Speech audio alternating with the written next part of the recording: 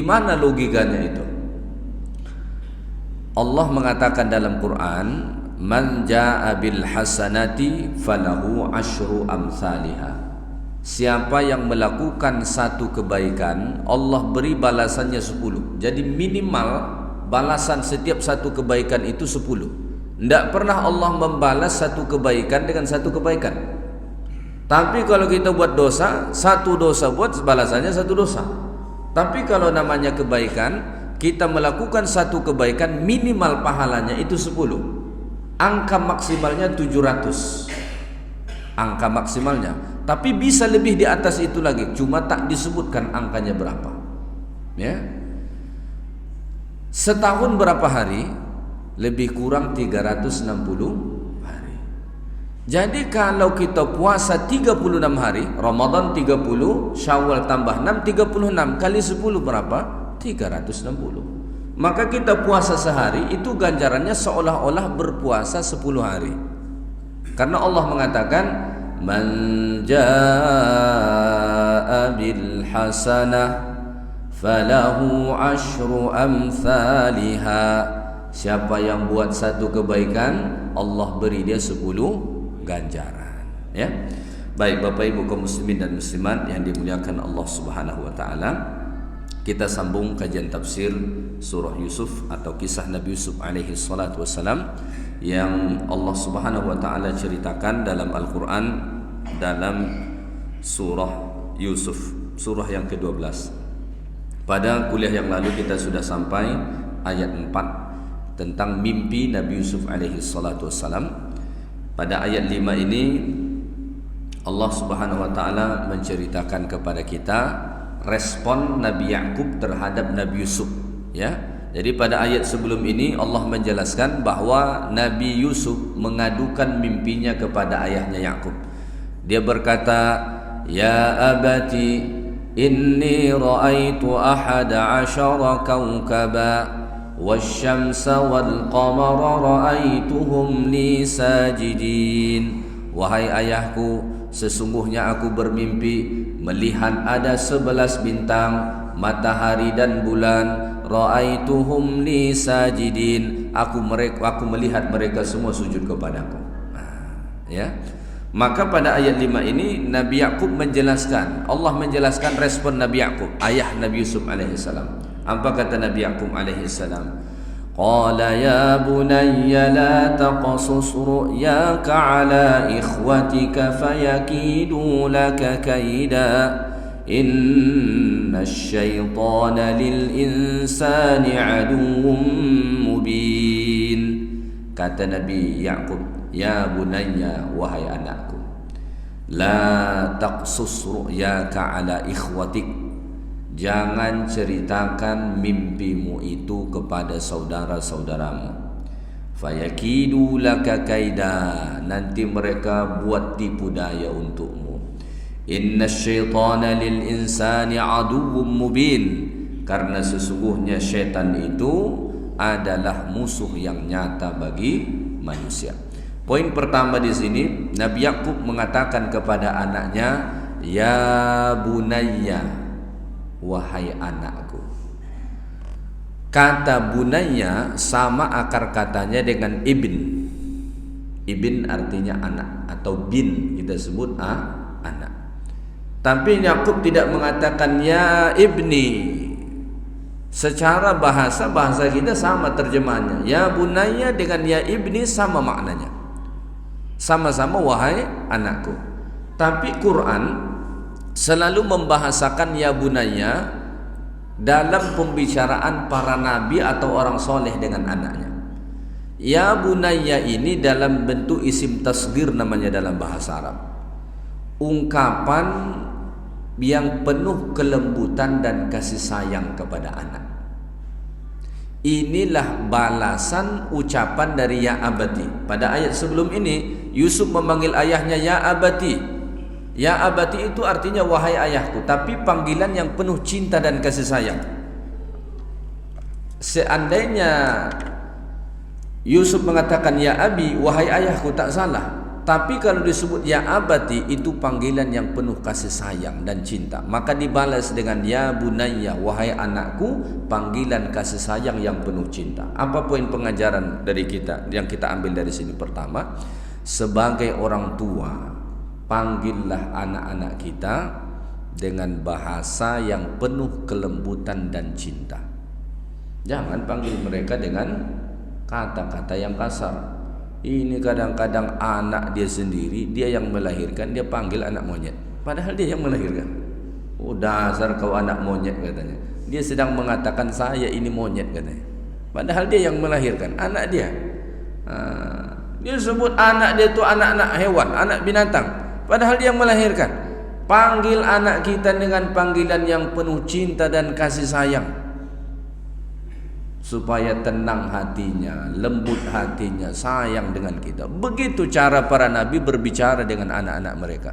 Maka Ibrahim juga begitu, ya. Dia mengatakan wahai Ismail ya bunayya, wahai anakku. Luqmanul Hakim juga begitu, ya bunayya, wahai anakku. Ini semua panggilan kasih sayang. Maka ini pengajaran pertama yang kita ambil. Panggillah anak kita dengan panggilan cinta dan kasih sayang. Walaupun mungkin mereka sudah besar, sudah punya anak, sudah berkeluarga sendiri, tetap panggil mereka dengan panggilan cinta dan kasih sayang. Karena ada perasaan yang tak bisa diungkapkan oleh anak ketika mendengar itu dari orang tuanya. Begitu banyak sekarang anak-anak yang kering kasih sayang dari kedua orang tuanya, sehingga saat dia menghadapi masalah, dia pun bicaranya sama orang lain, sama kawannya, entah siapa-siapa. Kenapa? Orang tua tak bersahabat. Orang tua tak bersahabat. Anak bercakap sedikit, orang tua langsung melengking, tancap gas langsung, tak ada kasih sayang. Maka kita mencontoh bagaimana para nabi berkomunikasi dengan anak-anak mereka. Ternyata para nabi itu selalu berbicara dengan anak-anaknya dengan panggilan-panggilan cinta dan kasih sayang, ya. Ini yang pertama. Maka kemudian Yakub menyampaikan responnya kepada anaknya. Yakub mengatakan, ya bunayya la taqsus ru'yaka ala ikhwatik. Wahai anakku, jangan ceritakan mimpimu itu kepada saudara-saudaramu. Jangan. Walaupun mimpi itu tadi indah. Inni ra'aitu ahada asyara kawkaba wasyamsa wal qamara ra'aituhum li sajidin.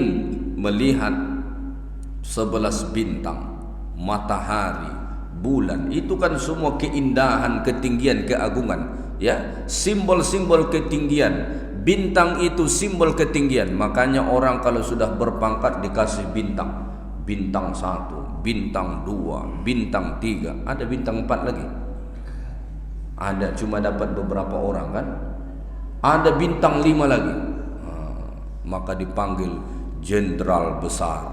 Tak banyak orang dapat. Itu simbolik kepada ketinggian. Matahari, bulan, simbol kepada keagungan, keindahan. Bagus mimpi itu. Tapi nasihat Yakub apa? La taqsus ru'yaka ala ikhwatik. Tolong jangan ceritakan ini sama saudara-saudaramu. Jangan ceritakan mimpi ini. Poin pertama yang kita ambil pengajaran dari sini, bahwa walaupun kita bermimpi dengan mimpi yang bagus, mimpi yang indah, jangan sembrono menceritakan mimpi. Ini mentang-mentang mimpinya mimpi indah, ke pasar cerita, kedai cerita, tempat tongkrongan cerita, siapapun orang yang dia jumpa dia cerita mimpi dia. Tak boleh. Walaupun mimpi itu bagus, jangan ceritakan kepada semua orang, ya. Maka Nabi mengatakan jangan ceritakan mimpimu kecuali orang yang kau pandang layak dia untuk mendengarkan mimpi itu. Orang yang arif, orang yang alim, orang yang dituakan, orang yang bijak, ceritakanlah kepada dia. Jangan sembarang menceritakan mimpi. Kenapa? Karena walaupun mimpi kita itu bagus, belum tentu respon orang yang mendengar itu semua bagus. Ini sama mimpi tidur, mimpi di dalam tidur dan mimpi di luar tidur. Jangan mudah-mudah menceritakan itu kepada orang. Ya, ngerti ya?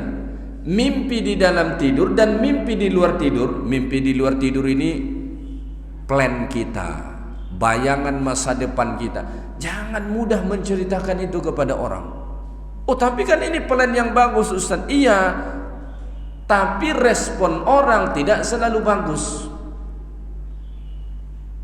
Nah, saya mau begini nih, saya mau buat ini nih, saya mau buat itu, saya mau bikin ini, mau pergi ke sana. Tak usah cerita sama semua orang. Ya, kenapa? Tidak sesuai. Sebahagian saat kita ceritakan dia senyum di depan kita, tapi di belakang kita sesungguhnya dia menyimpan dendam. Maka Nabi SAW mengatakan dalam satu riwayat hadis, ya, ista'inu ala injahi hawaijukum bil kitman.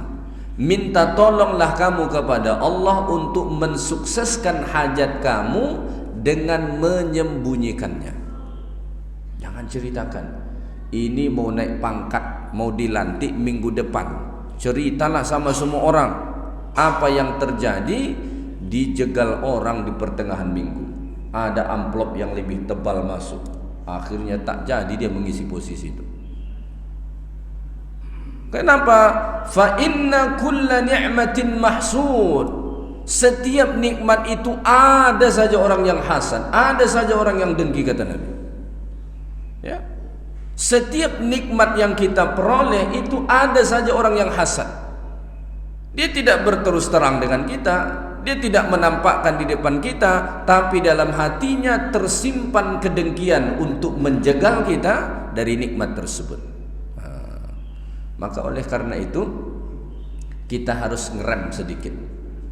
Ya, harus ngerem sedikit. Jangan terlalu ringan menceritakan semua mimpi kita. Mimpi di dalam tidur, bahkan mimpi di luar tidur. Seindah apapun mimpi kita, bayangan kita itu, jangan mudah menceritakan itu.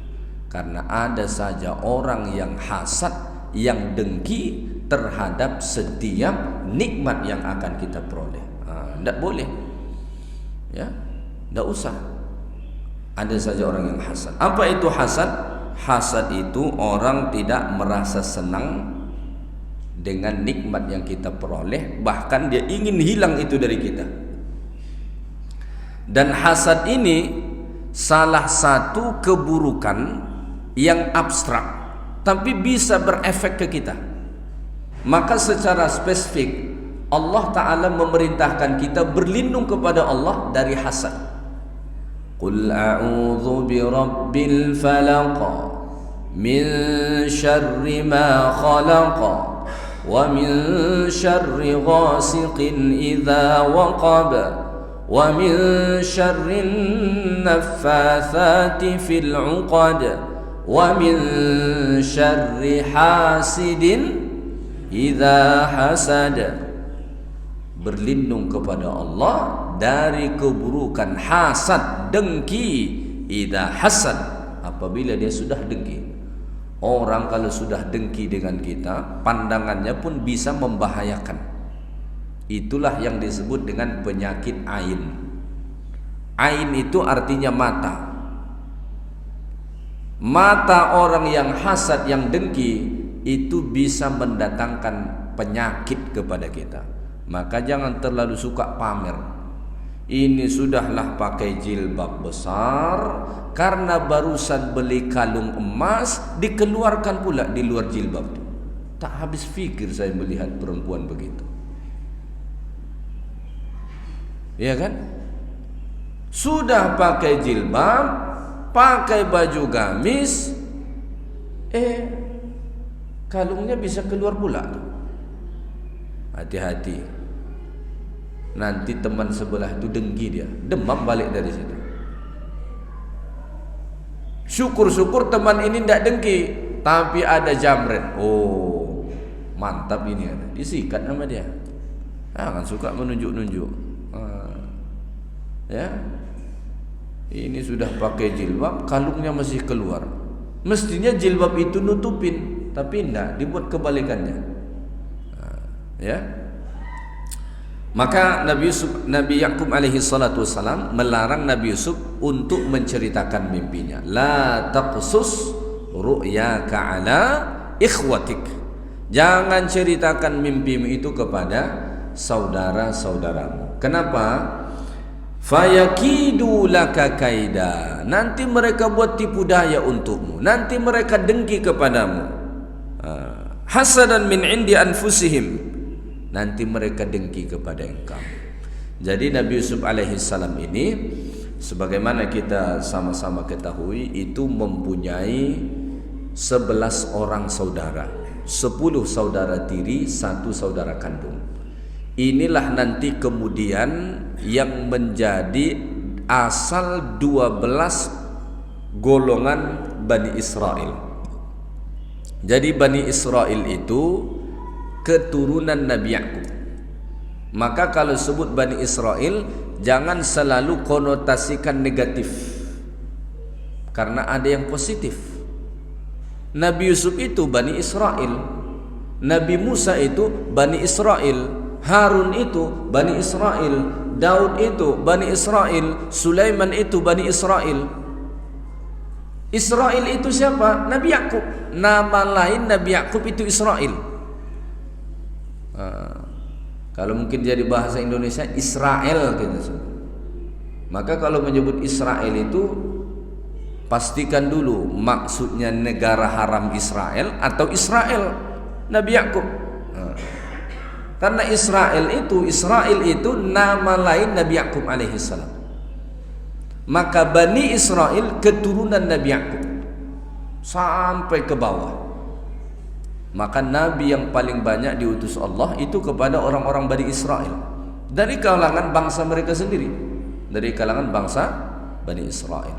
Maka di dalam Al-Quran pun Allah Ta'ala banyak bercerita tentang Bani Israel. Fayakidu laka kaida. Jangan ceritakan kepada saudara-saudaramu, khususnya 10 orang saudara tiri Nabi Yusuf alaihi salam. Nanti mereka membuat tipu daya kepadamu, nanti mereka dengki kepadamu.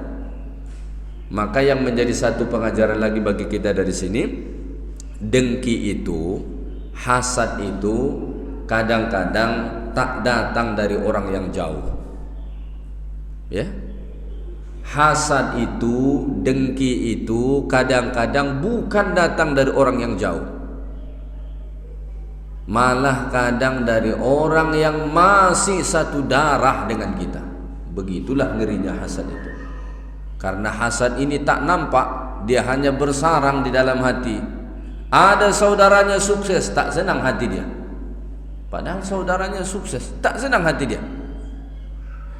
Pulang kampung lebaran, saudaranya pulang bawa mobil yang lebih bagus dari mobil dia, tak senang hati dia. Kumpul di rumah mak, semua pada pulang dari perantauan, yang satu ini mobilnya lebih bagus, tak senang hati saudaranya. Di luar sih dia senyum-senyum saja, tak diungkapkan, tapi di dalam hati muncul kedengkian. Maka hati-hati dengan dengki ini. Kita tak pernah tahu siapa yang dengki dengan kita.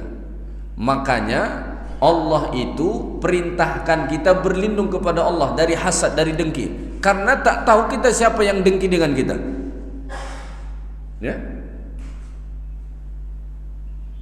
Maka dalam surah Al-Falaq tadi itu meminta perlindungan dari Allah, meminta perlindungan kepada Allah dari berbagai kejahatan yang abstrak. Kita tidak bisa lihat. Ya. Qul a'udzu birabbil falaq. Katakanlah aku berlindung kepada Rabb Al-Falaq. Apa arti Al-Falaq? Al-Falaq itu kalau kita baca terjemahan Quran artinya subuh. Tapi sebetulnya bukan subuh artinya. Al-Falaq itu artinya terbelah. Maka dalam Quran Allah mengatakan falikul habbi wan nawa. Allah membuat bijian itu terbelah untuk tumbuh. Maka kita lihat biji mangga, sebelum dia tumbuh terbelah dulu biji itu. Begitu yang lain-lain semua. Apa maksud Al-Falaq itu? Al-falaq itu artinya terbelah. Kenapa subuh disebut dengan al-falaq? Karena pada saat subuh itu terjadi pembelahan. Apa yang terbelah itu? Cahaya fajar itu membelah kegelapan malam. Tadi sebelum subuh alam ini gelap gulita, tapi saat datang fajar, cahaya fajar itulah yang membelah kegelapan malam itu, sehingga makin lama makin terang, makin lama makin terang. Ini kita lihat keluar sudah terang. Tadi malam, oh gelap, dibelah, ya. Jadi malam yang gelap itu simbolik kepada kejahatan, keburukan. Sedangkan cahaya fajar yang membelah itu, yang Allah Ta'ala membelah kegelapan malam dengan itu simbolik dengan pertolongan. Seolah-olah Allah ingin mengatakan begini, sekelam apa, seburuk apapun kejahatan itu, kalau engkau minta tolong dengan Allah, Allah bisa selamatkan engkau dari situ. Maka dalam surah Al-Falaq itu, Qul a'udzu birabbil falaq min syarri ma khalaq, dari keburukan makhluk secara umum, wa min syarri ghasiqin idza waqab, dari kejahatan malam apabila gelap gulita, tak nampak kita siapa yang datang, mau binatang, mau ular, mau manusia, gelap. Wa min syarrin naffatsat, dari keburukan kejahatan penyihir-penyihir, tak tahu kita di mana dia buat sihir itu, di mana dia tiup ke bukul-bukul itu. Wa min syarri hasidin idza hasad, keburukan orang yang dengki, tak nampak kita. Maka cara mengatasi kejahatan yang tak nampak ini hanya dengan berlindung kepada Allah Subhanahu wa ta'ala. Maka selalu berlindung kepada Allah Ta'ala. Baca a'udzubillahi minasyaitonir rajim, baca qul a'udzu birabbil falaq. Mudah-mudahan orang tidak dengki dengan kita, atau setidaknya kalaupun dia dengki dengan kita, tak membahayakan kita. Kenapa? Sudah berlindung kepada Allah Subhanahu wa ta'ala. Dengki ini penyakit yang sangat berbahaya. Maka hindarkan ini dari diri kita, ya. Ini tetangganya yang renovasi rumah, dia yang tak tidur. Tetangganya beli mobil macam-macam, dia bilang dari mana dia dapat duit itu, kerja nampak biasa-biasa saja, kok bisa beli mobil dia? Nyuri apa dia? Tak ada nyuri, dia Allah kasih dia rezeki, ya. Jangan kita suka dengki. Dengki ini sangat berbahaya. Nabi mengatakan dalam hadis, iyyakum wal hasad, fa innal hasada ya'kulul hasanat kama ya'kulun naru al hatab. Jangan kamu dengki, karena dengki itu akan memakan kebaikan-kebaikanmu. Mungkin dia salat, mungkin dia puasa, mungkin dia baca Quran, mungkin dia bersedekah, tetapi dia dengki dengan orang, tak senang dia orang dapat nikmat, tak senang dia orang bahagia. Maka kata Nabi, fa innal hasada ya'kulul hasanat, kedengkianmu itu akan memakan pahala-pahala kebaikanmu, kama ya'kulun naru al-hatab, sebagaimana api memakan kayu bakar. Kita tumpuk kayu bakar sebanyak-banyaknya, lalu kita nyalakan api, jadi debu habis semua. Kita lakukan amal kebaikan sebanyak-banyaknya, tapi kita menyimpan kedengkian di dalam hati, habis semua jadi debu kebaikan kita, tak ada nilai. Makanya kalau orang dapat nikmat, apa yang kita ucapkan kepada dia?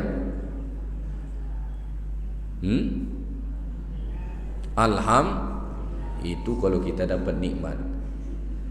Ini tetangga nih barusan beli mobil, renovasi rumah, beli perabotan yang baru, apa kita ucapkan? Barakallahu fik, semoga Allah memberkahi untukmu. Itu ucapannya, ya. Doakan supaya Allah berkahi rumahnya, mudah-mudahan berkah mendatangkan kebaikan. Sofa yang baru mudah-mudahan berkah, bisa kita duduk di situ. Puji dia, ucapkan barakallah. Jangan sembunyi-sembunyi ngintip dari rumah. Dah beli mobil lagi tetangga kita. Bertambah penyakit kalau begitu. Ya. Kalau kita dapat nikmat supaya tak sombong, apa ucapannya? Masya Allah. Jadi Masya Allah itu bukan ucapan untuk orang lain, ucapan untuk diri kita sendiri. Nikmat yang kita dapat supaya tak sombong, ucapkan Masya Allah. Tapi yang lucu sekarang, sambil pamer dia di media sosial, tulisannya Masya Allah. Tidak matching. Sambil pamer, sambil ngucapin Masya Allah. Itu cuma ucapan atau gimana gitu? Jadi ucapan nikmat yang kita dapat, ucapkan Masya Allah. Itu obat mujarab supaya tak sombong. Kita tengok rumah kita yang paling bagus di komplek tu, supaya tak sombong, ucapkan Masya Allah. Kita tengok mobil kita paling bagus dari mobil orang lain, ucapkan Masya Allah. Ini semua terjadi atas kehendak Allah, bukan karena saya pandai, bukan karena saya hebat. Itu ucapannya. Maka dalam surah Al-Kahfi ada kisah seorang pemilik dua kebun yang sombong. Dia punya dua kebun. Kebun ini sangat subur, hasilnya tak pernah sedikit pun berkurang. Setiap panen nambah, kaya raya luar biasa dia. Tapi sombong. Maka ada seorang sahabatnya yang beriman kepada Allah, cuma takdir hidupnya miskin, memberi nasihat kepada dia. Apa dia bilang? Walaula idh dakhalta jannataka qulta ma sya'allahu la quwwata illa billah.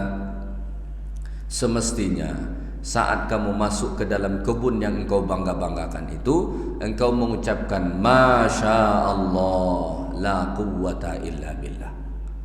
Maka kalau kita masuk ke rumah kita, kita rasa senang dengan rumah, gembira dengan rumah, takut kita sombong gara-gara itu, ucapkan Masya Allah la quwwata illa billah. Pergi dia mengunjungi kebun sawit dia tengok banyak juga kebun sawit aku ni ya. Mulailah mau sombong, ucapkan Masya Allah la quwwata illa billah. Kita tengok anak kita ni cerdik betul lah anakku ni, kalah kawan-kawannya. Mulailah muncul hati nak sombong. Kadang-kadang tu penyakit ibu-ibu tu luar biasa. Kalau anaknya pintar, apa dia bilang? Iyalah, siapa maknya? Macam pintar pula dia, padahal dia pun bego juga. Takdirnya anaknya pintar ibad Allah. Yang dia banggakan, iyalah siapa ibunya.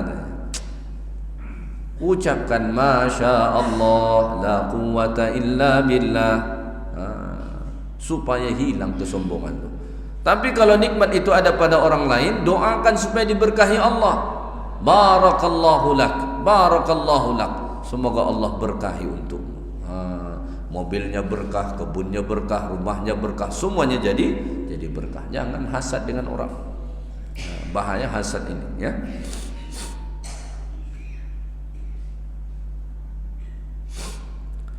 Baik. Jadi Nabi Yaqub alaihi salam melarang anaknya, jangan ceritakan sama mereka, fayakidu laka kaida, nanti mereka buat tipu daya untukmu. Padahal ini saudara-saudaranya, masih sedarah sama mereka, punya ayah yang sama. Maka tadi pengajarannya, kadang-kadang hasad, kedengkian itu bukan datang dari orang yang jauh, tapi orang yang dekat dengan kita. Kita tak pernah tahu. Tapi jangan pula tuduh saudara kita, ya kamu ni rasanya dengki dengan saya ni. Jangan tuduh, kita tak pernah tahu. Maka oleh karena itu selalu berlindung kepada Allah dan selektif memilih orang untuk menceritakan nikmat yang Allah beri kepada kita. Boleh tak menceritakan nikmat yang Allah beri kepada kita? Boleh. Wa amma bi ni'mati rabbika fahaddits. Boleh kita ceritakan, tapi bukan pula cerita ke mana-mana, cerita kepada semua orang. Tidak, selektif dalam memilih kita bercerita. Lihat ini orang layak tak kita ceritakan sama dia atau tidak. Ya, walaupun yang kita hendak ceritakan itu baik. Inna syaitana lil insani aduwwum mubin. Sesungguhnya syaitan bagi manusia itu adalah musuh yang nyata. Kenapa di sini dibuat syaitan? Alasannya syaitan penutup ayat ini, biasa yang mengacaukan hubungan persaudaraan itu syaitan. Ya. Yang suka buat kita berantem bersaudara itu syaitan. Ya, syaitan.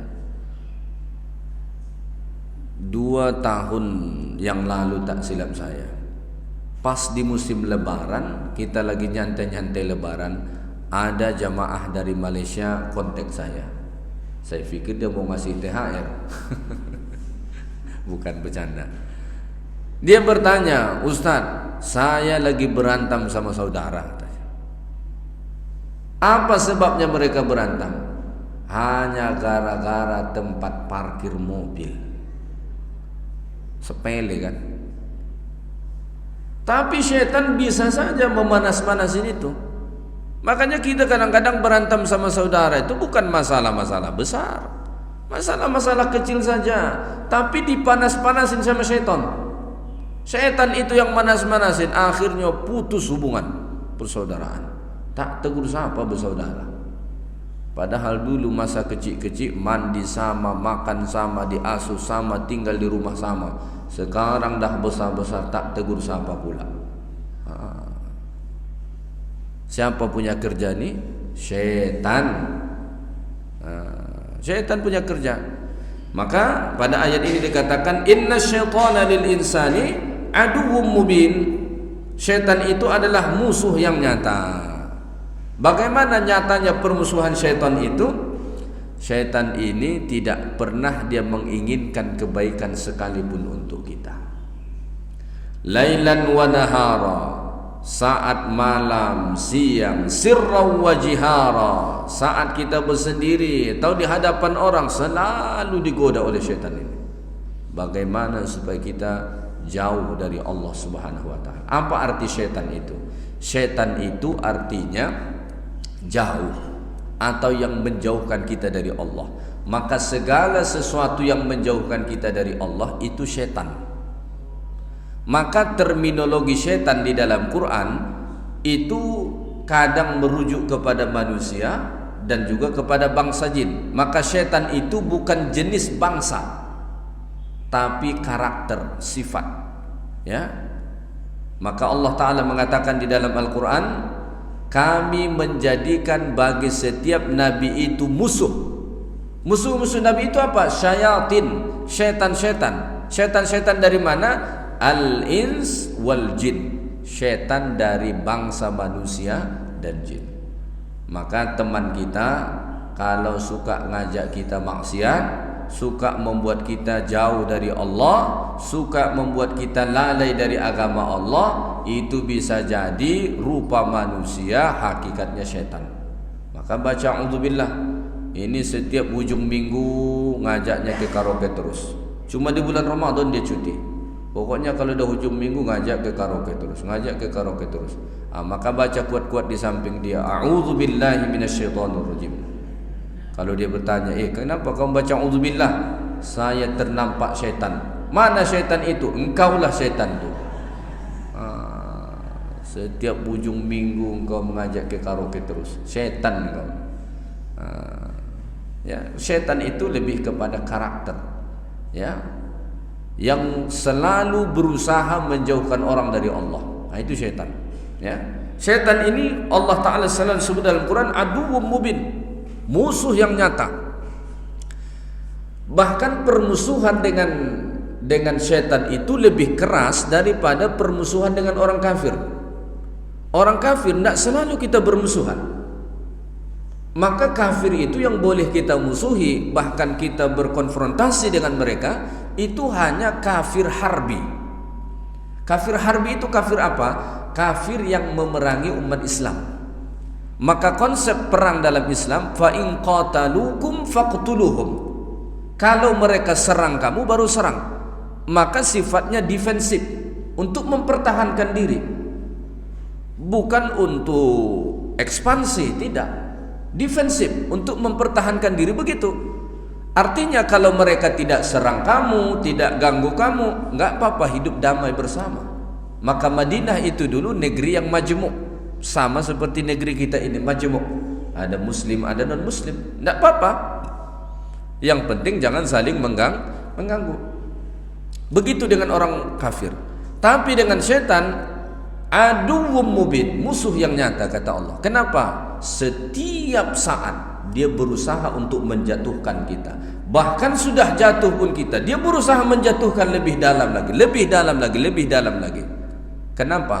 Karena satu saja tujuan syaitan. Apa itu? Supaya kita masuk neraka bersama-sama dengan dia. Itu saja. Maka bagaimana cara syaitan itu untuk menyesatkan kita? Kata para ulama begini, kalau kita mau melakukan kebaikan, step pertama syaitan ini akan halang kita. Allahu Akbar, Allahu Akbar. Lama lagi waktu zuhur ini, nyantai dulu. Syaitan, ya, diusahakan supaya jangan sholat, ya, diusahakan supaya jangan sholat. Lalu kita sudah berusaha sholat, kita pun pergi sholat. Tidak mempan. A'udzubillahi minasyaitonirrajim. Tetap saya pergi sholat. Apakah kemudian syaitan berhenti? Tidak. Hadir dia dalam sholat kita. Dia berusaha untuk merusak niat kita. Pas kita berjalan ke masjid, nampak pula lah Pak RT, nampak pula lah tetangga, nampak pula lah kawan-kawan. Syaitan itu bisikkan, tunjukkanlah dirimu warak sedikit biar mereka puji engkau. Rusak niat tu. Dia berusaha merusak niat kita supaya tidak ikhlas. Bahkan dalam ibadah kita hadir dia. Dia kacaukan fikiran kita. Makanya saat kita sholat suka lupa jumlah rakaatnya. Itu penyakit kalau sholat sendiri. Kalau 4 rakaat lupa kita 3 atau 4, wajar rasanya 4. Walaupun sebetulnya tidak wajar, cuma 4. Kita wajarkan sajalah. 3 lupa rasanya wajar sedikit. Yang paling parah itu kadang-kadang sholatnya cuma 2 rakaat, ragu dia, ini rakaat pertama apa kedua. Padahal cuma 2 rakaat loh. Bisa terjadi. Kenapa? Dikacaukan syaitan fikirannya. Mulai dia takbiratul ihram, Allahu Akbar, syaitan itu masuk, dibawa berjalan-jalan fikirannya. Kalau yang ibu-ibu masuk ke dapur, masuk ke pasar, masuk ke sekolah anak, dibawa keliling-keliling. Pas kembali sudah berapa rakaat ya? Tak tahu dia lagi. Yang bapak-bapak juga begitu. Dibawa traveling oleh syaitan itu pikirannya. Sekali kembali tak sadar sudah berapa rakaat. Ganggu sama dia. Kita lawan ini, kita lawan. Udah sholat ini, ada lagi cara syaitan. Bagaimana cara dia? Bagaimana membatalkan pahala kita itu? Jangan jadi dia ini dapat pahala. Dijegal sama dia. Udah ditulisin dapat pahala. Kenapa? Karena kita sudah sholat, sudah puasa, sudah sedekah. Itu diusahakan untuk dijegal. Jangan jadi ini. Bagaimana caranya? Pas kita pergi jumpa kawan, syaitan ini bisikan, ceritakanlah tadi malam kamu sholat tahajud. Datanglah si ibu hajah ini pun cerita, ibu-ibu, alhamdulillah tadi malam saya tahajud 8 rakaat, adem betul. Nampaknya khusyuk, tapi hilang pahalanya. Kenapa? Sum'ah namanya. Kalau kita mempertontonkan ibadah kita kepada orang lain, namanya riya. Kalau kita ceritakan ibadah kita, kita perdengarkan kepada orang lain, namanya sum'ah. Pas waktu sum'ah muncullah ujub, takjub dengan diri sendiri. Banyak betul ibadahku ya. Ternyata di kalangan ibu-ibu ini cuma saya yang tahajudan, yang lain tu masih pada ngorok. Mungkin akulah ahli syurga. Batal tu pahala. Itu jahatnya syaitan tu. Dulu dia sedekah 10 tahun yang lalu, sudah 10 tahun yang lalu, udah dituliskan ini pahala karena udah sedekah nolong orang. Sekarang datanglah syaitan. Itu orang yang kamu tolong dulu sudah sukses, tapi dia tidak tahu balas budi. Tolong kasih tahu dia balik. Kita pun muncullah syaitan kita. Kau ni tak tahu diri betul, tak tahu balas budi. Kalau saya tak tolong kamu dulu, tak jadi apa engkau sekarang? Batal tu pahala. Ya, batal itu pahala. Maka Allah mengatakan, ya ayyuhalladzina amanu la tubtilu sadaqatikum bil manni wal adha. Wahai orang-orang yang beriman, la tubtilu sadaqatikum, jangan batalkan pahala sedekah kamu. Dengan apa batal? Pertama, bil manni, engkau ungkit-ungkit balik. Kalau aku tak tolong engkau, mungkin dah mati dah engkau sekarang ni. memanglah engkau tolong dia, tapi jangan ungkit-ungkit balik. Maka kalau kita dah kasih tuh, ini tips ikhlas ini ya, ala guru kami di pesantren dulu. Mungkin terdengar jorok, tapi ada benarnya. Jadi tips ikhlas itu kata mereka begini, seperti kita buang air. Mohon maaf ini, buang air besar, suka tak melihatnya setelah keluar? Tak suka, ya. Kita siram, kita tak mau melihat itu. Begitulah ikhlas. Setelah kita lakukan, jangan tengok-tengok lagi, jangan ungkit-ungkit lagi. Sudah, biarkan aja dia pergi. Ya. Maka orang yang ikhlas itu salah satu ini standar kita ikhlas atau tidak dalam memberi. Allah Ta'ala sebut dalam surah Al-Insan, innama nut'imukum liwajhillahi la nuridu minkum jazaa'an wala syukura. Salah satu standar keikhlasan itu, ketika kita memberi, kita tidak mengharapkan imbalan apapun, bahkan ucapan terima kasih sekalipun. Kalau kita masih ngarep imbalan, setidaknya ucapan terima kasih, itu belum maksimal keikhlasannya. Kalau beri-beri aja, dia tidak ngucapin terima kasih, terserah di kau. Tak ingat kebaikan kita, terserah engkau. Tapi kalau kita masih ngarep, ini orang udah ditolong tak tahu berterima kasih, oh engkau tak ikhlas. Maka begitu. Cuma kalau kita diberi, kita harus berterima kasih, begitu. Kalau kita yang memberi, jangan harapkan walaupun ucapan terima kasih. Tapi kalau kita diberi adabnya, berterima kasihlah. Ini mentang-mentang dibilang kalau ikhlas itu jangan harapkan terima kasih. Udah dikasih diam aja dia begini. Kenapa kamu tak ucapkan terima kasih? Kalau dia ikhlas tidak perlu ngarap ucapan terima kasih. Tidak begitu juga konsepnya. Kita kalau diberi ucapkan terima kasih. Kalau kita memberi jangan harapkan. Maka Nabi mengatakan lam yashkurillah, tidak dikatakan orang bersyukur kepada Allah man lam yashkurin nas, orang yang tak pandai berterima kasih dengan orang lain. Maka selalu ucapkan terima kasih kalau orang bantu tolong kita. Tapi kalau kita yang nolong, jangan harapkan itu. Kalau kita masih berharap dengan itu, kecewa kalau tak diucapkan, berarti kita belum maksimal ikhlasnya.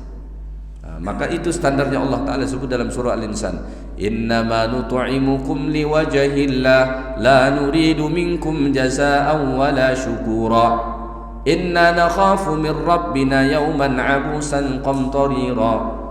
Ya. Baik, jadi pada ayat ini Allah mengatakan innasyaitana lil insani aduwwum mubin. Syaitan itu adalah musuh yang nyata. Jadi Nabi Yakub peringatkan kepada Yusuf, jangan sampai ceritakan ini kepada mereka. Kalau kau ceritakan kepada mereka, bisa jadi nanti syaitan akan menghasut mereka sehingga dengki kepada engkau. Maka ini tindakan preventif.